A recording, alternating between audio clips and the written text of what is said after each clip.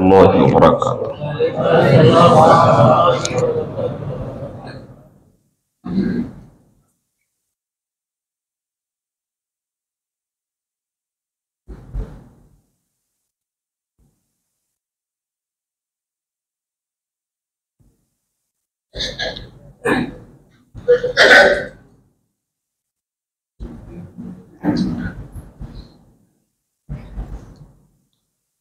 نحمده ونصلي على رسوله الكريم أما بعد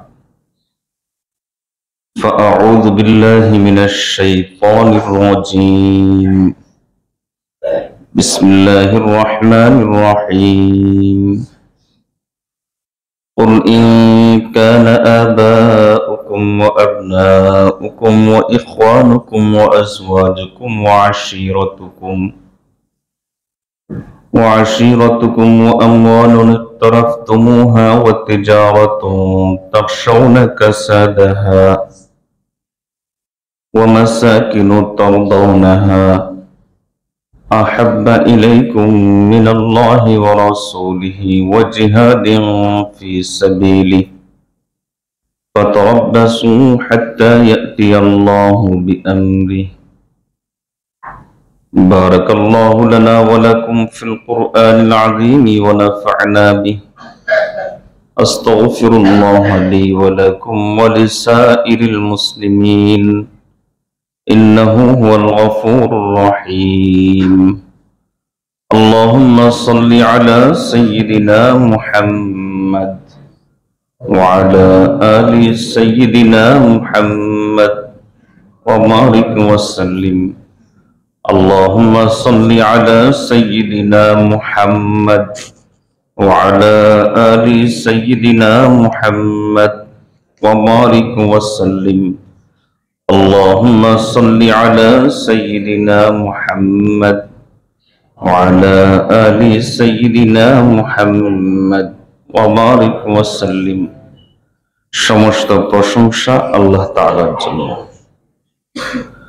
আল্লাহ তাআলা আমাদেরকে পবিত্র জুমার নামাজ আদায়ের লক্ষ্যে আল্লাহর ঘর মসজিদে আসার তৌফিক দান করেছেন, আলহামদুলিল্লাহ।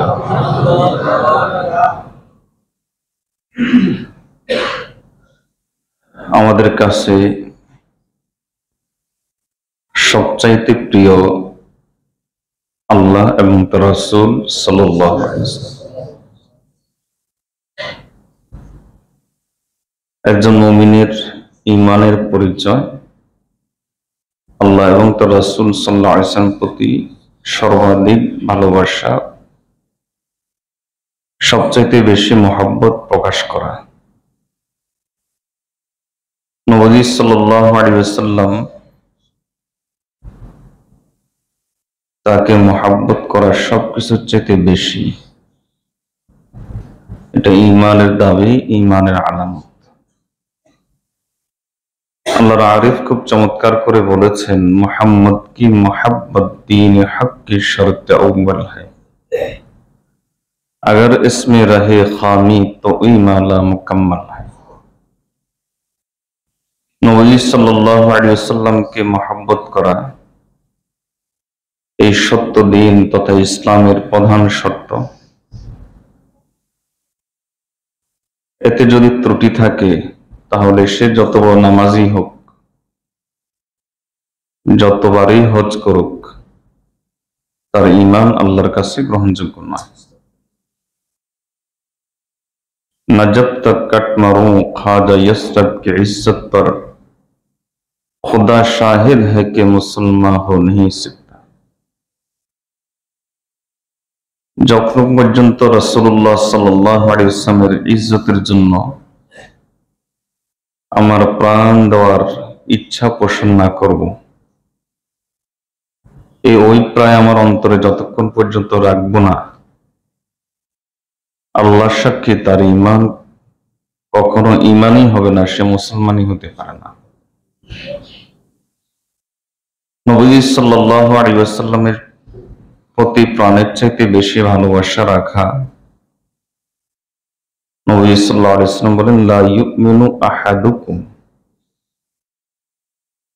তোমাদের মধ্যে কোনো ব্যক্তি ততক্ষণ পর্যন্ত মুমিন হতে পারবে না যতক্ষণ পর্যন্ত আমি নবী তার কাছে তার সন্তান সন্ততি পরিবার পরিজন সবকিছুর চেয়ে বেশি ভালোবাসার পাত্র হব না। আমাদের এই নবীজিকে আমরা কিভাবে আমাদের জীবনে ধারণ করতে পারি? নবীজি সাল্লাল্লাহু আলাইহি ওয়াসাল্লামের নকশে কদমের উপর কিভাবে আমরা চলতে পারি? কারণ নবী সাল্লাল্লাহু আলাইহি ওয়াসাল্লামের নকশে কদম উপর চলার মাধ্যমেই আমাদের দুনিয়ার সফলতা এবং আখিরাতের নাজাত। नक्श कदम नबी के हैं, जन्नत के रास्ते अल्लाह से मिलाते हैं सुन्नत के रास्ते। तो नबी সাল্লাল্লাহু আলাইহি ওয়াসাল্লাম নকশা কদমের উপর চলাই হলো আমাদের জীবনের সফলতা এবং আখিরাতের নাজাত নির্ভর। এজন্য কিভাবে তার নকশা কদমের উপর চলতে পারে, চলার জন্য কি কি মৌলিক শর্ত রয়েছে সে সম্পর্কে আলোচনা করছিলাম। বলেছিলাম যে ৬টি বিষয়, এই ৬টি বিষয়ের প্রতি খেয়াল না রাখলে একজন লোক কখনোই নবীজির নকশা কদমের উপর চলতে পারবে না, নবী সাল্লাল্লাহু আলাইহি ওয়াসাল্লামকে তার জীবনে কখনোই ধারণ করতে পারবে না। প্রথম বিষয় ছিল নবী সাল্লাল্লাহু আলাইহি ওয়াসাল্লামের সিরাত চর্চা। কারণ নবীজি কেমন ছিলেন এটাই যদি না জানি তাহলে তাকে আমি ধারণ করব কিভাবে? আগে তো তার পরিচয় লাভ করতে হবে। আল্লাহর পরিচয় লাভ করা এটা যেমন ঈমানের অংশ, ঠিক তেমনি ভাবে কালিমার দ্বিতীয় পাঠ হলো মুহাম্মাদুর রাসূলুল্লাহ সাল্লাল্লাহু আলাইহি ওয়াসাল্লাম। নবী সাল্লাল্লাহু আলাইহি ওয়াসাল্লামের পরিচয় লাভ করা এটাও ঈমানের অংশ। जहां तक है रबूबियत खुदा का वहां तक है नबुवत मुस्तफा का। আল্লাহর আরিফ খুব চমৎকার করে বলেন যে আল্লাহ তাআলা তার রবুবিয়ত, তার প্রভুত্ব, তার মালিকানা যতদূর বিস্তৃত করেছেন, আমাদের নবীজির নবুয়তকে আল্লাহ তাআলা ততদূর বিস্তৃত করেছেন। এজন্য নবী সাল্লাল্লাহু আলাইহি ওয়াসাল্লামকে ধারণ করতে হলে, তার পদাঙ্ক অনুসরণ করতে হলে আমাকে তার সিরাত জানতে হবে। একজন মুসলিম হিসেবে যদি আমি তার সিরাত না জানি, তার জীবনী না জানি, তাকে না চিনি, তাকে না বুঝি, তাহলে এটা অবশ্যই দুর্ভাগ্যের ব্যাপার। আল্লাহ আমাদেরকে নবীজির সিরাত পড়ার তৌফিক দান করুন। আমি আপনাদেরকে কর্মসূচি দিয়েছিলাম যে এই মাসে অন্তত একটা সিরাতের কিতাব পড়বেন। আলহামদুলিল্লাহ কিছু ভাই এটার উপর আমল করেছেন, কিন্তু আমার ধারণা, আল্লাহ ভুল করুন, যে অধিকাংশে আমরা হয়তো এটার উপর আমল করিনি। কারণ এটাকে আমরা নিছক ওয়াজ মনে করেছি, আওয়াজ মনে করেছি। যদি বাস্তবেই নবীজির প্রতি আমাদের ভালোবাসা থাকতো তাহলে নবী সাল্লাল্লাহু আলাইহি ওয়াসাল্লামের সিরাত আমরা জানার জন্য অবশ্যই নিজ থেকে আগ্রহী হতাম। আমাদের মধ্যে আগ্রহ তৈরি হচ্ছে না, এর কারণ হলো ভালোবাসা ওই পরিমাণ নাই। দ্বিতীয়ত যে বিষয়টি বলেছিলাম, নবী সাল্লাল্লাহু আলাইহি ওয়াসাল্লামকে ধারণ করতে হলে, তার পদাঙ্ক অনুসরণ করতে হলে যে জিনিস লাগবে সেটা হলো নবীজির সুন্নাত। কারণ সুন্নাত মানেই হলো নবীজির অনুসরণ, সুন্নাত মানেই হলো আল্লাহর কাছে পৌঁছা। আমাদের শাইখ মুর্শিদ একটা চমৎকার দৃষ্টান্ত দেন। তিনি বলেন যে একটা মেয়েকে যখন বরের উদ্দেশ্যে সাজানো হয় তখন তার যেই অঙ্গে অলংকার রাখে ওই অঙ্গেরই সৌন্দর্য বেড়ে যায়। কানে ফুল দিলে কানের সৌন্দর্য বাড়ে, নাকে ফুল দিলে নাকের সৌন্দর্য বাড়ে, হাতে চড়ি পড়লে হাতের সৌন্দর্য বাড়ে, মাথার টিকি পড়লে মাথার সৌন্দর্য বাড়ে, পায়ে নুপুর পড়লে পায়ের সৌন্দর্য বাড়ে, গলায় হার পড়লে গলার সৌন্দর্য বাড়ে।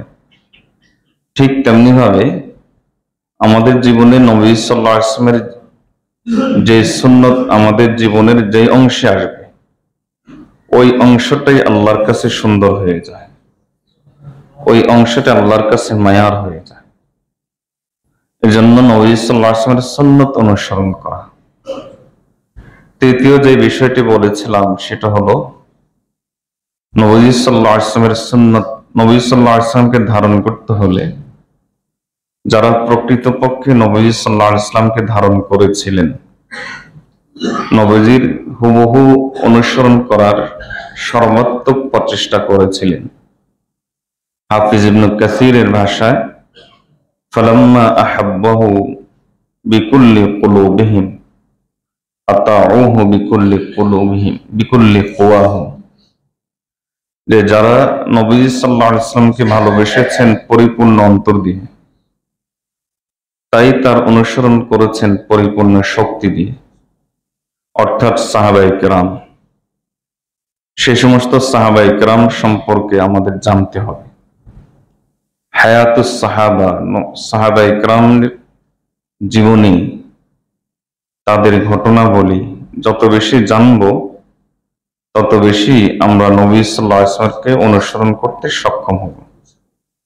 সাহাবায়ে কেরামের চোখে দুনিয়া কেমন ছিল, আখিরাত কেমন ছিল, তারা দুনিয়াকে কতটুকু মূল্যায়ন করতেন আর আখিরাতকে কতটুকু কদর করতেন, নবী সাল্লাল্লাহু আলাইহি ওয়াসাল্লামের মৌলিক শিক্ষা তারা কি পেয়েছিলেন, এই সমস্ত বিষয়গুলো যতক্ষণ পর্যন্ত জানবো না এবং এক একটি সুন্নতের উপর আমল করার জন্য, নবীজির এক একটি কথাকে মানার জন্য তারা কি পরিমাণ জীবন বাজি রেখেছিলেন, এক একটি কথাকে তারা নবীজির কি পরিমাণ গুরুত্ব দিয়েছিলেন, এই বিষয়গুলো যতক্ষণ পর্যন্ত জানবো না ততক্ষণ পর্যন্ত নবীজিকে ধারণ করার, নবীজি সাল্লাল্লাহু আলাইহি ওয়াসাল্লামের পদাঙ্ক অনুসরণ করার স্পৃহা আমাদের অন্তরে আসবে না।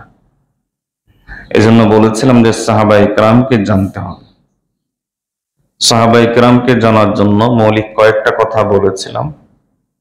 প্রথম কথা বলেছিলাম যে সমস্ত সাহাবায়ে কেরাম মৌলিকভাবে তারা সত্য এবং ন্যায়ের উপর প্রতিষ্ঠিত, তারা কখনো মিথ্যা বলেননি। সবচাইতে বড় বিষয় হলো এই, সাহাবায়ে কেরামকে মূল্যায়ন করতে হয় ইতিহাস দিয়ে নয়, বরং সাহাবায়ে কেরামকে মূল্যায়ন করতে হয় কোরআন এবং সুন্নাহ দিয়ে, কোরআন এবং হাদিস দিয়ে। কারণ ইতিহাস সাহাবায়ে কেরামের উপর অনেক অবিচার করেছে। বিশেষ করে কিছু সাহাবীর সমালোচনার ব্যাপারে ইতিহাস চরমভাবে এক পেশে এক চোখা নীতি অবলম্বন করেছে। কখনো তারা ন্যায় নীতির উপর আলোচনা করেনি। এজন্য সাহাবায়ে কেরাম সম্পর্কে আল্লাহ এবং তার রাসূল সাল্লাল্লাহু আলাইহি ওয়াসাল্লামের যে মূল্যায়ন, সেটাই আমাদের মূল্যায়ন। সাহাবায়ে কেরামের বন্ধু যারা, তারাই আমাদের বন্ধু, সাহাবায়ে কেরামের শত্রু যারা, তারাই আমাদের শত্রু। এই ভাবে যদি আমরা সাহাবায়ে কেরামকে গ্রহণ করতে পারি তাহলে নবী সাল্লাল্লাহু আলাইহি ওয়াসাল্লামকে গ্রহণ করা হবে। চতুর্থ যে বিষয়টা বলেছিলাম, পিছনের কথা টেনে আনছে, এই জন্য এগুলো ইসলামের মৌলিক কথা, এমন নয় যে এগুলো সাধারণ কোনো বিষয়। ইসলামের অত্যন্ত গুরুত্বপূর্ণ পার্ট, গুরুত্বপূর্ণ অংশ। চতুর্থ যে কথাটাই বলেছিলাম, নবী সাল্লাল্লাহু আলাইহি ওয়াসাল্লামকে ধারণ করতে হলে অমুসলিমদের অনুসরণ ত্যাগ করতে হবে।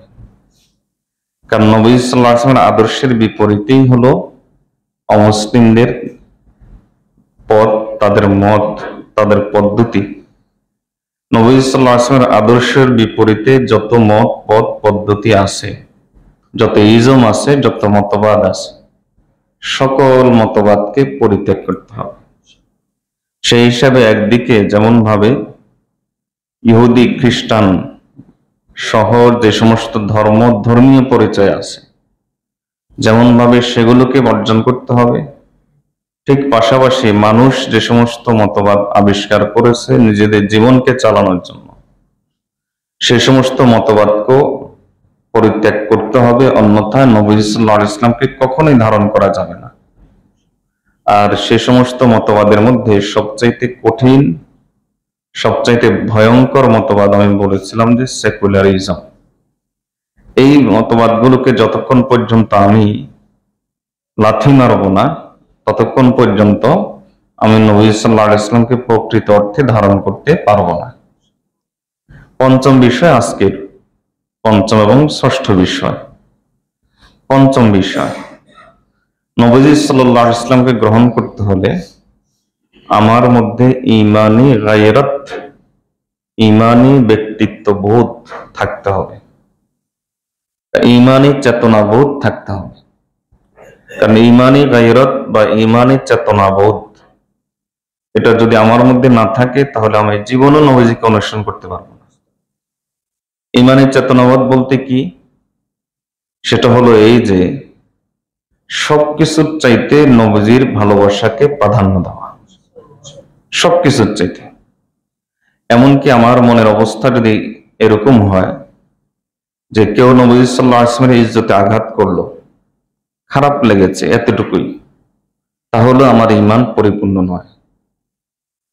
কেউ নবী সাল্লাল্লাহু আলাইহি ওয়াসাল্লামের ইজ্জত নিয়ে কথা বললো, আমার কাছে খারাপ লেগেছে, ব্যাস এতটুকুই, তাহলেও সে পরিপূর্ণ মুমিন হতে পারবে না।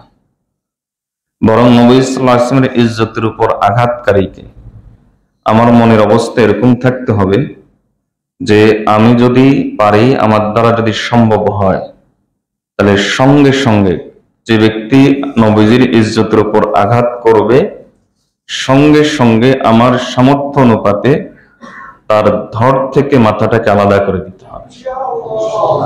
এটাই হলো আমার মান মানসিকতা। এরকম মানসিকতা থাকলেই, এই গায়রত থাকলেই, এই ঈমানি ব্যক্তিত্ববোধ চেতনাবোধ থাকলেই আমি নবী সাল্লাল্লাহু আলাইহি ওয়াসাল্লামকে ধারণ করতে পারব। দেখুন আল্লাহ তাআলা কোরআন মাজিদের মধ্যে কি বলেন। আল্লাহ তাআলা বলেন, قل إن كان آباؤكم وأبناؤكم وإخوانكم وأزواجكم وعشيرتكم وأموال اقترفتموها وتجارة تخشون كسادها ومساكن ترضونها أحب إليكم من الله ورسوله وجهاد في سبيله فتربصوا حتى يأتي الله بأمره। এই আয়াত আল্লাহ আমাদেরকে কয়েকটা জিনিস এই আয়াতের মাধ্যমে স্পষ্ট করেছে। আল্লাহ তাআলা বলেন যে, হে নবী, আপনি স্পষ্ট করে বলে দেন, কোন প্রকার অস্পষ্টতা ছাড়া স্পষ্ট করে আপনি আপনার উম্মতকে কিয়ামত পর্যন্ত একটা জিনিস শিক্ষা দিয়ে যান। সেটা হলো এই যে তাদের কাছে যদি তাদের পিতা মাতার চাইতে, তাদের ভাই ব্রাদারের চাইতে, তাদের সমাজের চাইতে, তাদের স্ত্রী পরিজনের চাইতে এবং যে সম্পদ তারা উপার্জন করে ওই সম্পদের চাইতে, এবং যেই বাসস্থান তারা গড়ে তৈরি করে, যেটা তাদের কাছে এতটাই প্রিয় যে যদি এই বাসস্থান নষ্ট হয়ে যায়, ঘরবাড়ি ভেঙে যায়, তখন তারা ভীত হয়, উৎকণ্ঠিত হয়, তারা নিজেদেরকে অসহায় মনে করে, নিঃস্ব মনে করে যে আমার মাথা গোজার ঠাঁই নেই। এর চাইতো এই মাথা গোজার ঠাঁই নাই যেটা হারিয়ে গেলে তাকে নিজেকে নিঃস্ব মনে করে, এটার চাইতো যদি তার কাছে আল্লাহ এবং তার রাসূল সাল্লাল্লাহু আলাইহি ওয়াসাল্লাম প্রিয় না হয় এবং আল্লাহ রাস্তায় জিহাদ, এগুলোর চাইতে যদি তার কাছে প্রিয় না হয়, তাহলে আপনি বলে দিন ফাতারাব্বাসু, তারা যেন অপেক্ষা করে হাত্তা ইয়াতি আল্লাহু বিআমরি, যে আল্লাহ তাআলার আযাব তাদের উপর অচিরেই চলে আসবে। আজকের দুনিয়াতে মুসলমানদের এই দুরবস্থার পিছনে বড় কারণ হলো নবী সাল্লাল্লাহু আলাইহি ওয়াসাল্লামের ইজ্জত নষ্টকারী মুসলিম উম্মার চোখের সামনে পার পেয়ে যাওয়া। এটাই বাস্তবতা। মনে রাখবেন, নবী সাল্লাল্লাহু আলাইহি ওয়াসাল্লামের ইজ্জত রক্ষা করার জন্য শুধু পরিবার নয়, শুধু সমাজ নয়, শুধু রাষ্ট্র নয়, যদি প্রয়োজন হয় গোটা দুনিয়া জ্বালিয়ে দিতে হয়, তবুও নবীর ইজ্জতকে রক্ষা করতে হয়। এটাই হলো ইসলামের শিক্ষা। রাসূলুল্লাহ সাল্লাল্লাহু আলাইহি ওয়াসাল্লামকে এই পরিমাণ ভালোবাসার নির্দেশ স্বয়ং আল্লাহর। আমরা এই আয়াতের আলোকে একটু চিন্তা করি, কেউ যদি আমার মা বাবাকে আমার সামনে স্পষ্ট ভাষায় গালি দেয়, কেউ যদি আমার ছেলে মেয়েকে আমার সামনে হত্যা করে, মেরে ফেলে, আমার কোনো ভাই ব্রাদারকে হত্যা করে, কেউ যদি আমার সামনে আমার স্ত্রীর সাথে পরকীয়া করে, ব্যভিচার করে, কেউ যদি আমার সম্পদ লুণ্ঠন করে নিয়ে যায়, কেউ যদি আমার বাড়িঘর ধ্বংস করে দেয়, তাহলে আমার মনের অবস্থা কেমন হয়? তাকে আমি কি পরিমাণ শত্রু মনে করি এবং তার সাথে আমার আচরণ কেমন হয়, এবং আমার দ্বারা যদি সক্ষম হয়, আমি যদি পারি, তাহলে তার থেকে প্রতিশোধ নেওয়ার জন্য কি পরিমাণ তৎপরে থাকে, কি পরিমাণ উদ্গ্রীব থাকে, কি পরিমাণ আমার মনের অবস্থা তার শত্রুতার ব্যাপারে। আল্লাহ তাআলা বলেন, এর চাইতে বেশি তোমার স্ত্রীর সাথে ব্যভিচারে লিপ্ত হলে যেমন তোমার মনে চায় তার, ওই ব্যক্তির, ওই ব্যভিচারীর শরীরটা থেকে তার মাথাটাকে আলাদা করে দিল, পারলে এখনই তাকে গুলি করব। তোমার বাবাকে গালি দিলে তোমার মনের অবস্থা যেমন এরকম হয়, তোমার সামনে তোমার সন্তান সন্ততিকে কেউ মেরে ফেললে তোমার অবস্থা যেমন এরকম হয়, এর চাইতে অনেক বেশি থাকতে হবে আল্লাহ এবং তার রাসূল সাল্লাল্লাহু আলাইহি ওয়াসাল্লামের প্রতি ভালোবাসা। আল্লাহ এবং তার রাসূল সাল্লাল্লাহু আলাইহি ওয়াসাল্লামের প্রতি ভালোবাসা এর চাইতে বেশি তোমার থাকতে হবে।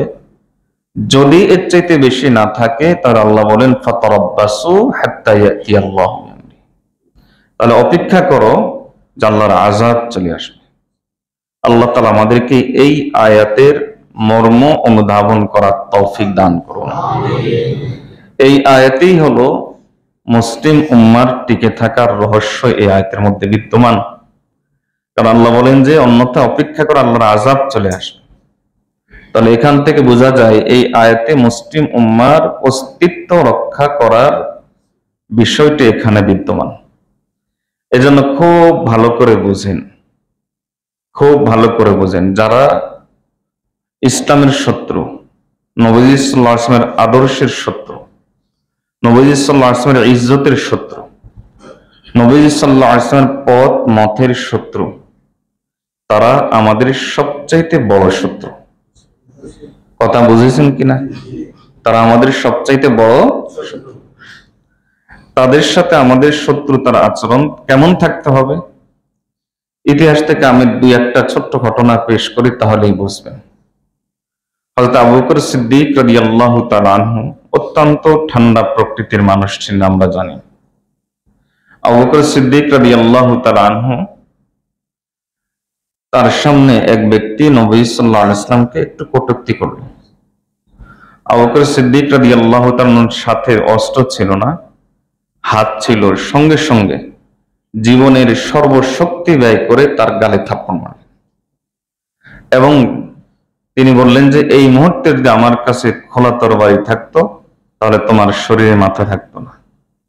ওমর রাদিয়াল্লাহু তাআলা আনহু, রাসূলুল্লাহ সাল্লাল্লাহু আলাইহি ওয়াসাল্লাম এক মুনাফিক, তাকে রাসূলুল্লাহ সাল্লাল্লাহু আলাইহি ওয়াসাল্লাম একরকম ফয়সালা দিয়েছেন।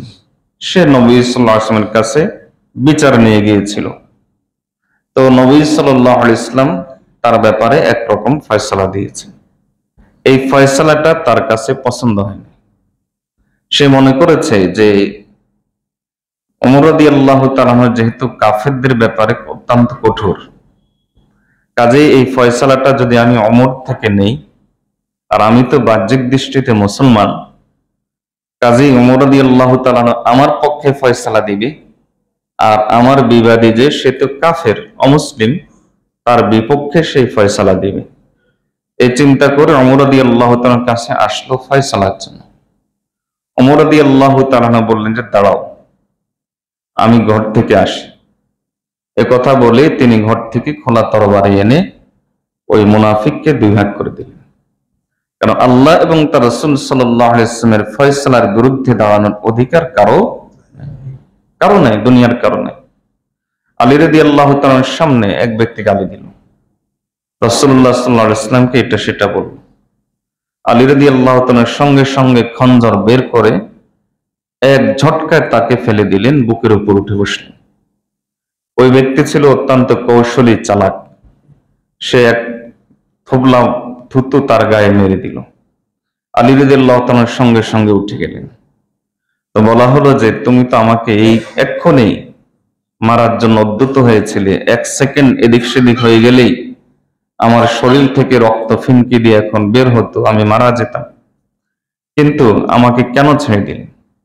আলী রাদিয়াল্লাহু তাআলা উত্তর দিচ্ছেন, আগের রাগ ছিল নবী সাল্লাল্লাহু আলাইহি ওয়াসাল্লামের মহব্বতে, আর এখনকার রাগ হলো আমার নিজের স্বার্থে। কারণ তুমি আমার গায়ে থুতু মেরেছ, এজন্য আমার নিজের স্বার্থ ত্যাগ করেছি, নবীজির মহব্বতকে প্রাধান্য দিয়েছি। তো নবীজি সাল্লাল্লাহু আলাইহি ওয়াসাল্লামের প্রতি মহব্বত এরকমই থাকতে হবে। আমরা ইতিহাস থেকে এরকম বহু ভুরি ভুরি প্রমাণ পাই যুগে যুগে। এজন্য ইমামগণ এ ব্যাপারে স্পষ্ট করে বলেছেন যে রাসূলুল্লাহ সাল্লাল্লাহু আলাইহি ওয়াসাল্লামকে যে ব্যক্তি গালি দিবে তার ইজ্জতের উপর আঘাত করবে। যদি সে মুসলিম হয় তাহলে তো সে সঙ্গে সঙ্গে মুরতাদ হয়ে যায়, আর যদি সে অমুসলিম হয় তাহলে তার রক্ত মুসলমানদের জন্য হালাল হয়ে যায়। এই কথাটা ইমামগণ পরিষ্কার করে বলেছেন। আল্লাহ আমাদেরকে কথাগুলো বোঝার তৌফিক দান করুন। দেখুন, আল্লাহ তাআলা কোরআন মজিদের মধ্যে একটা বিস্ময়কর তথ্য দিয়েছেন। এটা নবীজির ইজ্জতের উপর আঘাতকারীদের জন্য কিয়ামত পর্যন্ত একটা ঘোষণা, এবং এই ঘোষণাটা আমরা আলহামদুলিল্লাহ এই 1500 বছর পর্যন্ত বলে এসেছি, মুসলিম উম্মাহ বলে এসেছে, আজ পর্যন্ত এটাকে কেউ পাল্টাতে পারেনি। আল্লাহ তাআলা নবীজি সাল্লাল্লাহু আলাইহি ওয়াসাল্লামকে সবচেয়ে বেশি ভালোবাসেন, এটা আমরা জানি। আল্লাহ আমাদের নবীজিকে জগতের সবকিছুর চাইতে বেশি ভালোবাসে। অনেক প্রমাণ দেওয়া যাবে ইতিহাস থেকে, আমি শুধু একটা ছোট্ট প্রমাণ দেই। দেখুন, আল্লাহ তো আরো নবীও ছিল, কি পরিমাণ নবী ছিলেন আল্লাহই ভালো জানেন। সংখ্যা কত লাখ না কয়েক লাখ, এটা আল্লাহই ভালো জানেন। আল্লাহ তাআলা কি পরিমাণ নবী পাঠিয়েছেন এটা আল্লাহর ইলমে আছে। সমস্ত নবীর ব্যাপারে তার জাতি, তার গোষ্ঠী একটা কাজ করেছিল, সেটা হলো যে তাকে মূল্যায়ন করে নাই, প্রাথমিকভাবে মূল্যায়ন করে নাই, গালি দিয়েছিল।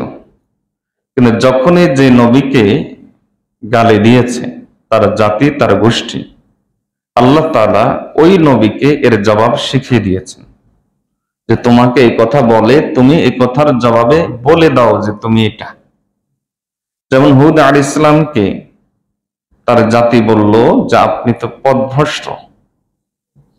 হুদ আলাইহিস সালামের এই কথা যখন আল্লাহ জানলেন, আল্লাহ তাআলা তখন হুদ আলাইহিস সালামকে শিখিয়ে দিলেন যে হুদ, আপনি আপনার জাতিকে স্পষ্ট করে বলে দেন লাইসা বি দালালাহ, আমি পথভ্রষ্ট নই।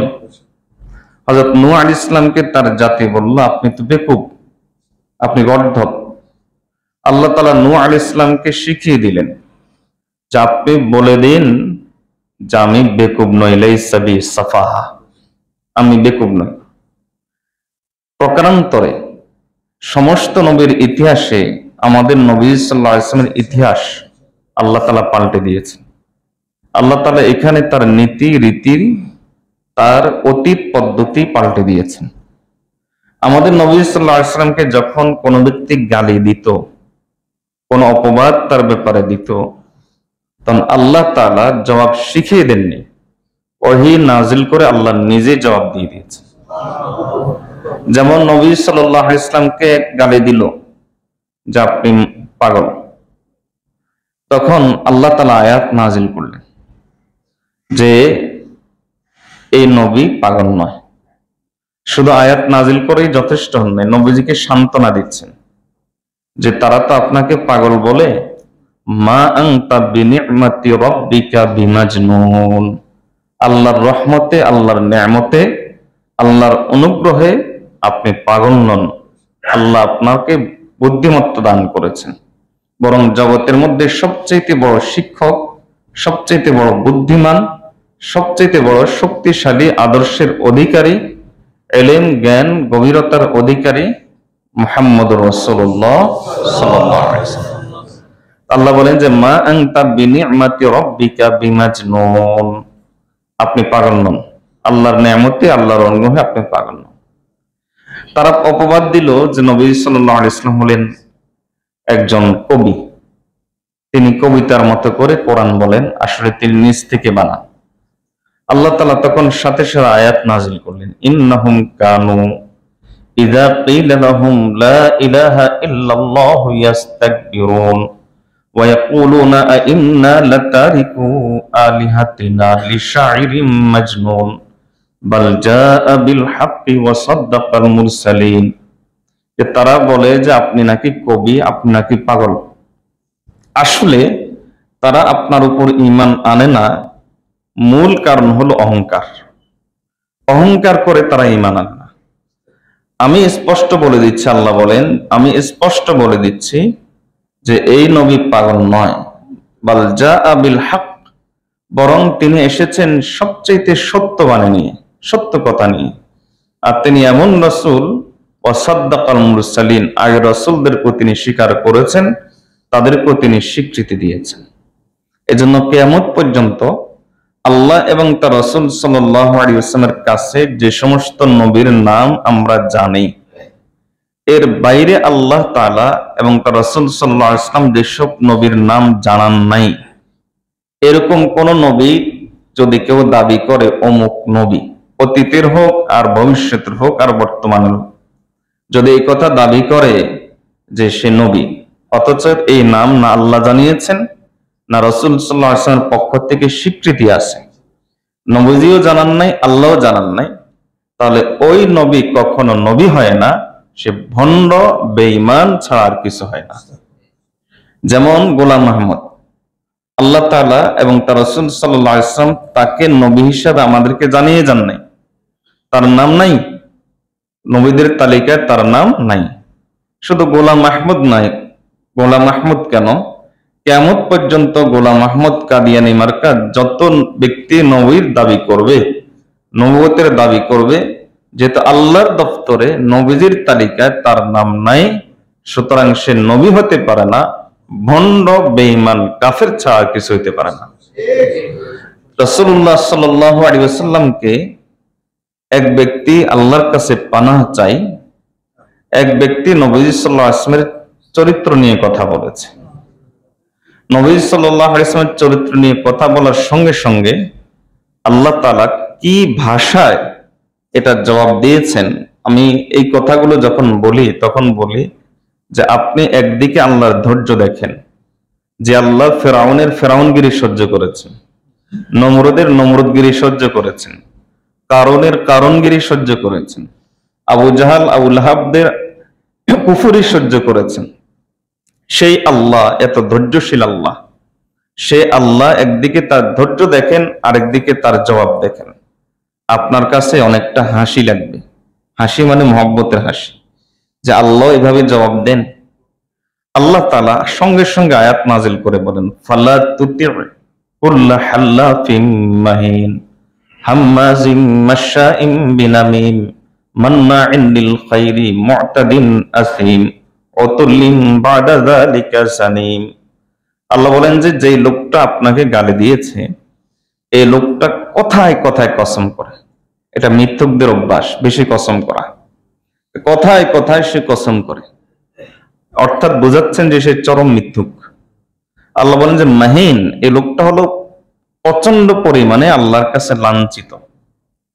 আল্লাহ বলেন শুধু তাই নয়, হাম্মাজ মাশা বিনামিম, এই লোকটা একজনের কথা আরেকজনের কাছে গিয়ে লাগা, পিছনে পিছনে সমালোচনা করে, মানে সগলখোর, সমাজের মধ্যে ঝগড়া লাগানোর ব্যাপারে এক নম্বর।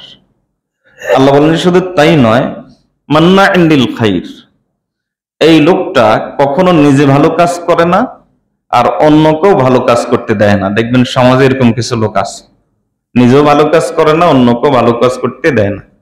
আল্লাহ বলেন শুধু তাই না, মু'তাদিন, প্রচন্ড পরিমাণে সীমা লঙ্ঘনকারী, আসিম, খুবই পাপিষ্ঠ, পাপাচারী।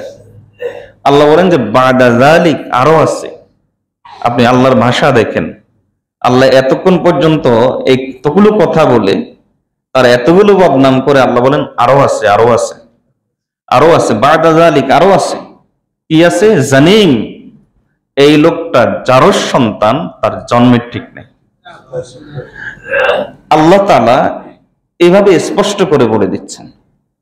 এই আয়াতের তাফসিরে মুফাসসিরিন কিরামের একটা কথা আছে, কোন কোন মুফাসসির লেখেন এবং চ্যালেঞ্জ করে বলেন, কিয়ামত পর্যন্ত চাই সে মুসলিম হোক, চাই সে অমুসলিম হোক, নবীজিকে গালি দিলে তো আর সে মুসলিম থাকে না, বোঝার জন্য বললাম আর কি, মুসলিম দাবিদার, চাই সে মুসলিম দাবিদার হোক, চাই সে অমুসলিম হোক, যে কোন ব্যক্তি যদি রাসূলুল্লাহ সাল্লাল্লাহু আলাইহি ওয়াসাল্লামের ইজ্জত নিয়ে কথা বলে, যেমন আমরা শুনেছি যে ভারতের ইন্ডিয়াতে এক পুরোহিত নাকি নবী সাল্লাল্লাহু আলাইহি ওয়াসাল্লামের ইজ্জত নিয়ে কথা বলেছে। পৃথিবীর মানচিত্রে আপনার উত্তর থেকে দক্ষিণ, পূর্ব থেকে পশ্চিম, যেখানেই, যেই অঞ্চলে, যে জায়গাতেই সে যত বড় ব্যক্তি হোক, যত বড় বাহ্যিক দৃষ্টিতে ভদ্রতার বেশ ধরুক না কেন, ভদ্রতার লেবাস পরুক না কেন, যদি নবীজির ইজ্জতের নিয়ে কথা বলে, তাহলে এটাই সত্য, ওই লোকটা জারজ সন্তান ছাড়া আর কিছু নয়। এটাই হলো সত্য, ওই লোকটার জন্ম পরিচয় ঠিক নেই। এটাই হলো সত্য। এটা কেবল আমাদের দাবি নয়, বরং এটা আমাদের ঘোষণা, আমাদের চ্যালেঞ্জ। ওই পুরোহিত নয় কেবল, কিংবা শাহবাগে বসে যারা, এই যে আমাদের আছে না, আমাদের দেশে এখন দুইটা চেতনা চলে, একটা হলো শাহবাগী চেতনা আর একটা হলো শাপলা চেতনা। এটা আমরা অনেকে জানি, অনেকে বুঝি, যুবকদের মধ্যে ট্রেন্ড চালু আছে, একটা শাহবাগী চেতনা আর একটা হলো শাপলা চেতনা। শাহবাগী চেতনা মানে নবী সাল্লাল্লাহু আলাইহি ওয়াসাল্লামের ইজ্জতে আঘাতকারীদের চেতনা। এখানে প্রাসঙ্গিক ক্রমে একটা কথা বলি, সেটা হলো এই যে শাহবাগী চেতনা এখনো কিন্তু বিদ্যমান। বলেন, কথা কি বাস্তব না? বাস্তব না? এখনো বিদ্যমান না? অন্যথায় একটা জিনিস চিন্তা করেন, যে শিক্ষা সিলেবাস, আমাদের যে শিক্ষা কারিকুলাম, সে শিক্ষা কারিকুলামের মধ্যে ট্রান্সজেন্ডার সহ, সমকামিতা সহ নানা অনইসলামিক বিষয়ের অনুপ্রবেশ ঘটানো হয়েছে, আমরা জানি। এবং এই নিয়ে উলামায়ে ইকরাম কথা বলেছেন, সচেতন মুসলিম মহল সকলে কথা বলেছেন, সচেতন যারা সবাই কথা বলেছেন। সেই শিক্ষা কারিকুলামের সংস্কার হচ্ছে ডক্টর ইউনূস সরকারের মাধ্যমে, অধীনে সংস্কার হচ্ছে। সে সংস্কার কমিটিতে যারা আছে, সে কমিশনে যারা আছে, তারাও সে শাহবাগী চেতনার অধিকারী। এজন্য আমরা পরিষ্কার ভাষায় বলে দিতে চাই এই কথাটা, এবং প্রতিটা মহল্লা থেকে আওয়াজ উঠাতে চাই, প্রতিটা স্থান থেকে আমরা এই আওয়াজ উঠাতে চাই যে ডক্টর ইউনূস, আপনি ছাত্রদের বিপ্লবের মাধ্যমে সরকার হয়েছেন, খুব ভালো কথা। আমরা ভুলে যাই নাই যে আপনি একজন সুদের মহাজন, আমরা এই কথা ভুলে যাই নাই। আমরা এই কথা ভুলে যাই নাই যে আপনি পশ্চিমাদেরই একজন পাচাটা লোক, আমরা এই কথা ভুলে যাই নাই। আমরা দেশের একটা সংকটময় মুহূর্তে আপনাকে মেনে নিয়েছি, কারণ ইসলামের একটা বিষয় হলো এই, হাফিজ ইবনে তাইমিয়া রাহমাতুল্লাহ আলাইহিকে জিজ্ঞেস করা হয়েছিল, একজন মুসলিম কিন্তু সে অত্যাচারী, সে ফেশিবাদী, আর আরেকজন অমুসলিম কিন্তু সে ন্যায় পরায়ণতার সাথে চলে, ইনসাফের সাথে চলে। যদি সরকার এই দুইজনের মধ্য থেকে একজনকে সরকার হিসাবে বেছে নিতে হয়, তাহলে আপনি কাকে বেছে নিবেন? হাফিজ ইবনে তাইমিয়া রাহমাতুল্লাহ উত্তর দিয়েছিলেন যে আমি বেছে নিব ওই ব্যক্তিকে যে ব্যক্তি ইনসাফ করে, যদিও সে অমুসলিম, তবু আমি কোনো ফেশিবাদীকে বেছে নিব না।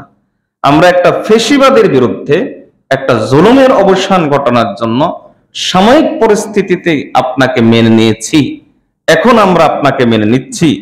কিন্তু এর অর্থ যদি আপনি এই কথা মনে করেন যে আমাদের রাষ্ট্রটা পশ্চিমাদের একটা রাজ্য, যদি মনে করেন আপনি এর মাধ্যমে ওয়েস্টার্ন কালচারেরই অনুপ্রবেশ ঘটাবেন, দেশটাকে আপনি পশ্চিমা বানিয়ে দিবেন, যদি মনে করেন ট্রান্সজেন্ডার এবং সমকামীদেরকে আপনি আশকারা দিবেন, তাদের মাধ্যমে আমাদের শিক্ষানীতিকে পরিবর্তন করবেন, তাহলে ফেসিবাদকে সরানোর জন্য যেমন ভাবে 2013 সাল থেকে এই দেশের মানুষ রক্ত দেওয়া শুরু করেছে, ঠিক তেমনি ভাবে আপনাকেও এই বিষয়ে এক চুলো ছাড় দেওয়া হবে না। এটা পরিষ্কার করে আপনাকে বুঝতে হবে, পরিষ্কার করে আপনাকে জানতে হবে।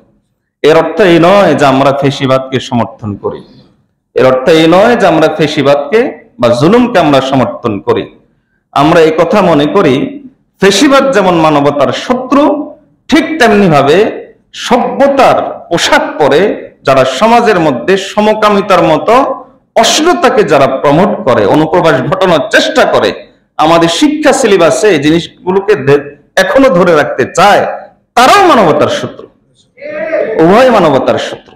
আমরা যেমন ভাবে ফেসিবাদকে ছাড় দেই নাই, ঠিক তেমনি ভাবে এরকম কোন এজেন্ডা বাস্তবায়ন করার চেষ্টা করা হলে আমরা আপনাকেও ছাড় দিব না। আল্লাহ আমাদেরকে কথাগুলো বুঝার তৌফিক দান করুন। আল্লাহ আমাদেরকে কথাগুলো ভালো করে বোঝার তৌফিক দান করুন। তো যেটা বলতে চেয়েছিলাম, রাসূলুল্লাহ সাল্লাল্লাহু আলাইহি ওয়াসাল্লামের ইজ্জতের ব্যাপারে আমাদের মন মানসিকতা এরকমই থাকতে হবে। আল্লাহ আমাদেরকে কথাগুলো বোঝার তৌফিক দান করুন। নবী সাল্লাল্লাহু আলাইহি ওয়াসাল্লামকে ধারণ করতে হলে আরো কি জিনিস প্রয়োজন, আরেকটা রয়ে গেছে, ওটা ইনশাআল্লাহ আগামী সপ্তাহে আলোচনা করব। ওয়া মা তাওফীকি ইল্লা বিল্লাহ। যারা সুন্নাত পড়েন সুন্নাত পড়েন।